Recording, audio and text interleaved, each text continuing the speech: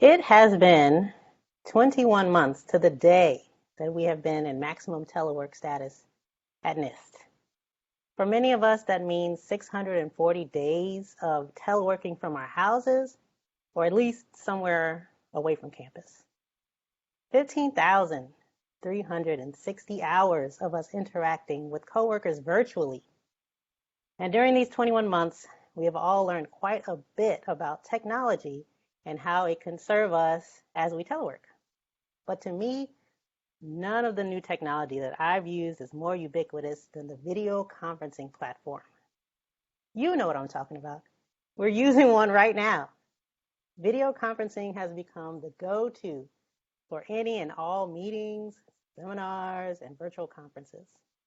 At this point, I think I can say that I may have seen it all. And today I want to share some of my thoughts about the pros and cons of the most common video conference platforms that I'm using for teleworking and what I've observed over the last 21 months. So first, let's talk about my favorite thing about Vid-Cons is your background. I love to have a virtual background. I'm using this for my entire speech right now. But different platforms have different background algorithms and they're not all the same, okay?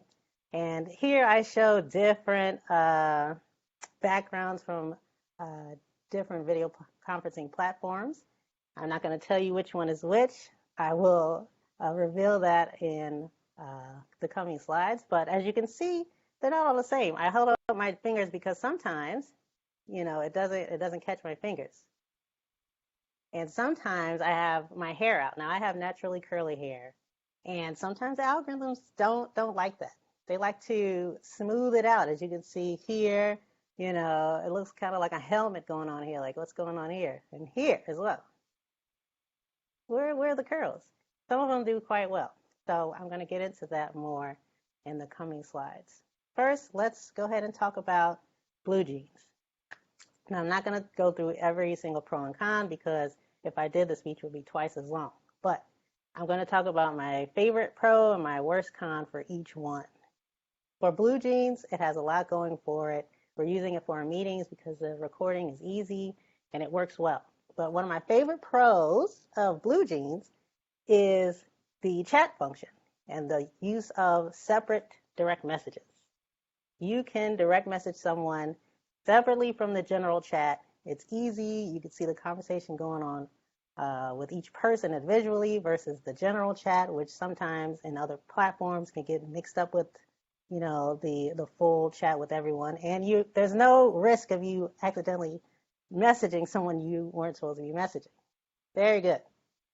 I think my worst con with blue jeans is the fact that if you open a side menu like the participant list or the chat function, it doesn't reconfigure the whole video or the whole screen to fit that menu. It'll just cover up the presentation or the person that's speaking.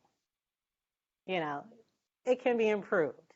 So that is my biggest pro and con for that.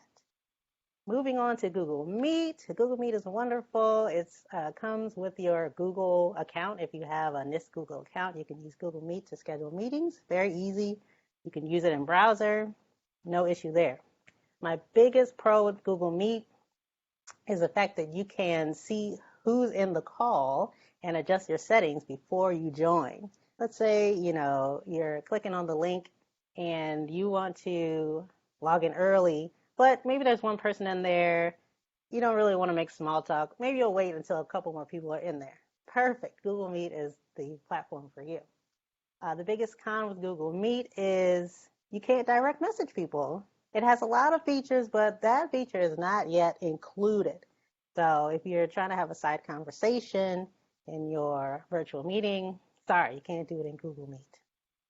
The next one is Webex. Webex is another platform you can get at NIST. You can get a NIST account with Webex. Very useful.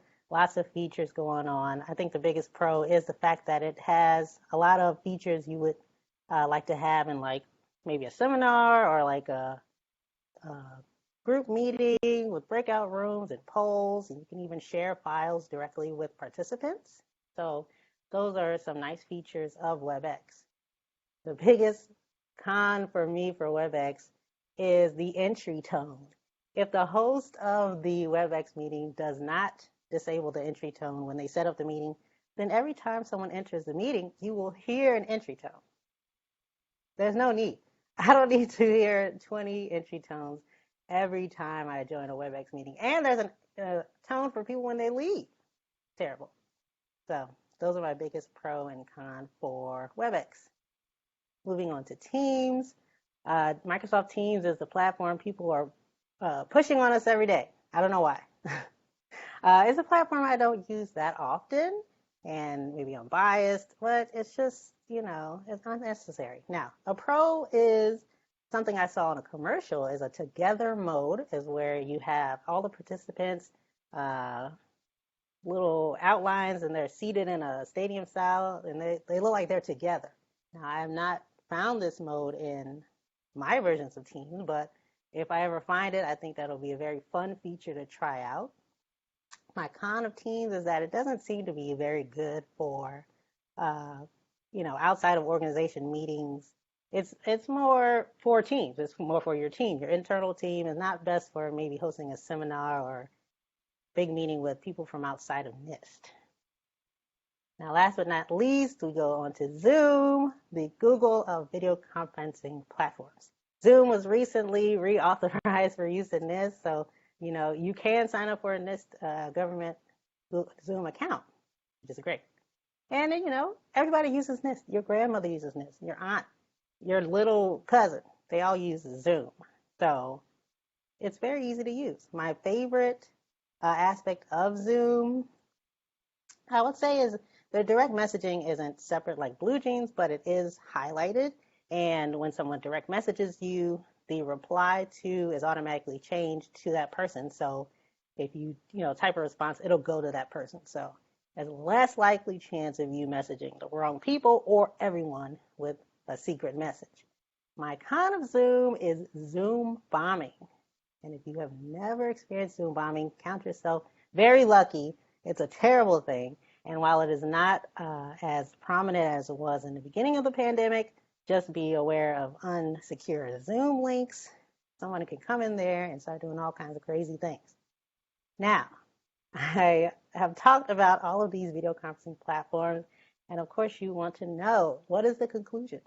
Which is the best one? What do you suggest, Jaslyn? I'm sorry, I can't give you that answer.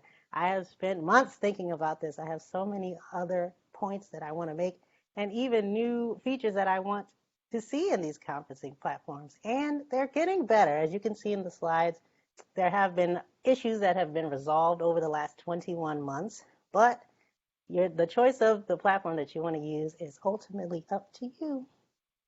Thank you. Thank you, Fawaz. And thank you, Jaslyn, for another good speech. And as I did with Lisa's speech, since you're a seasoned speaker, I won't focus so much on the delivery speech as the effectiveness of the content. And the first thing I appreciate the backgrounds. You built a very good predella on which to build your speech. And it made it easy to follow the structure of your speech and where you were going next. And I like the Vid-Cons. So I also learned 2 words today, predella and Vid-Con. So now I can use these terms to dazzle my managers and my coworkers. And what made it effective to me too is not that you had these backgrounds in the examples of the different videos.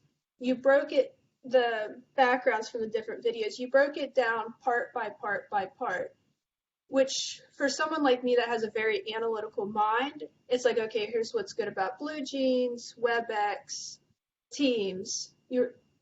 So I'd say the structure was very good. The only suggestion I have with the backgrounds is it was a lot of text. And I did like you had the pros and the cons, and it made it easy to see, again, where you were going during the speech.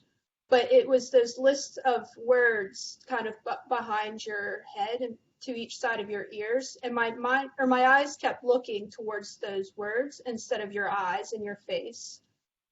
And you had some of them, it was highlighted not reserved. Resolved was the word that you had. And I don't know if you ever explained what resolved meant. That was my only criticism during your speech. And I liked too how you, or it was effective how you, at the very beginning, you drew us in like, you know, we've been through this pandemic for so many months now. And what's the thing that everybody uses? It's this video conference, or the video conferencing meeting. And so I like too that you picked a topic that I think we can all relate to, and you broke it down to versus I'm losing my words today. With the business application side, so kind of what we're doing here today, and then also the personal side as well. So with Zoom and your grandma, everybody knows how to use Zoom. So I thought that was a good, just a good image in my mind. So. And that the end too, I like the ending where it was an open-ended question where you left it up to us to decide. It wasn't you're trying to sell me, you know, here's the best platform for this, you know, for work versus personal life. It was I leave it up to you. And I thought that was a very effective ending. Well, thank you.